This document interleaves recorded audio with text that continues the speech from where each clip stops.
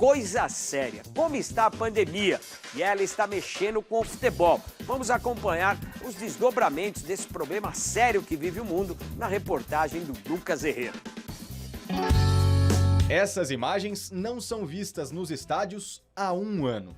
No dia 16 de março de 2020, a CBF paralisou as competições nacionais, data semelhante à pausa feita também pelas principais federações estaduais. O Brasil tinha exatos 234 casos de Covid-19 e a primeira morte foi anunciada pelo Ministério da Saúde apenas no dia seguinte. Atualmente, o país ultrapassou a barreira dos 10 milhões de casos e das 260 mil mortes. Chegou a hora de parar?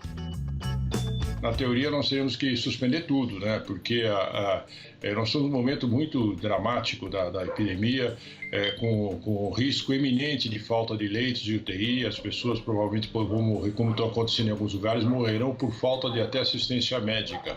Neste momento, a Confederação Brasileira de Futebol não cogita adiar o início da Copa do Brasil, porque, segundo estudos da entidade, os protocolos no campo estão funcionando. Respeitamos muito todas as decisões das autoridades sanitárias, mas eu diria para você que o jogo de futebol em si e os envolvidos diretamente do jogo têm uma segurança muito grande. Então, hoje, nesse momento atual, aí a posição ainda da CBF é da manutenção realmente dos jogos. Com os portões fechados e aqui, dentro do gramado, os jogadores estão seguros. Mas o que acontece quando eles saem do estádio? Qual é a explicação, por exemplo, para o surto de Covid-19 no Corinthians? Quando você tem 1 ou 2 ou 3 saindo fora desse cuidado, desse circuito, eles são elementos contaminantes. E esses elementos contaminantes que acabam passando para 7, 8 ou 10 pessoas, no caso do Corinthians até mais, porque pega a comissão e pessoas que são fora do campo, é porque realmente alguém levou isso lá para dentro. O temor dos grandes deslocamentos é justificado com o caso do Joinville. No dia 21 de fevereiro, a delegação viajou de ônibus por 20 horas, somando ida e volta, para enfrentar a Chapecoense em Chapecó. Dos 33 integrantes, 30 foram contaminados, sendo 22 jogadores. A gente tem quase plena certeza que foi durante a viagem, porque os atletas não relacionados para essa partida não pegaram Covid. Então, realmente, ficar dentro de um ônibus viajando por um período longo, para o Covid é uma festa, né? Foi o que aconteceu, infelizmente.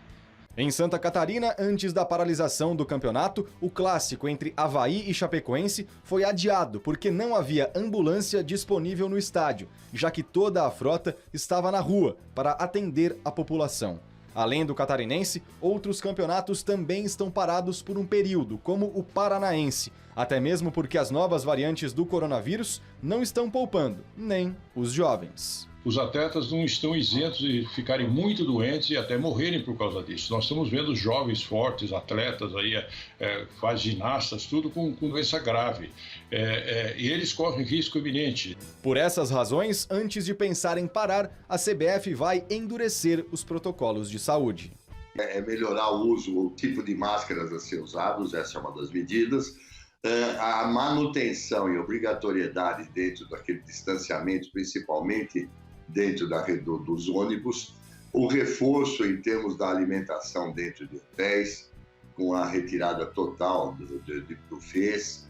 A entidade máxima do futebol brasileiro pretende proteger os jogadores, mas, ao mesmo tempo, equacionar a atividade econômica, que emprega mais de 150 mil pessoas em todo o país. A grande decisão do campeonato coloca frente a frente saúde e emprego.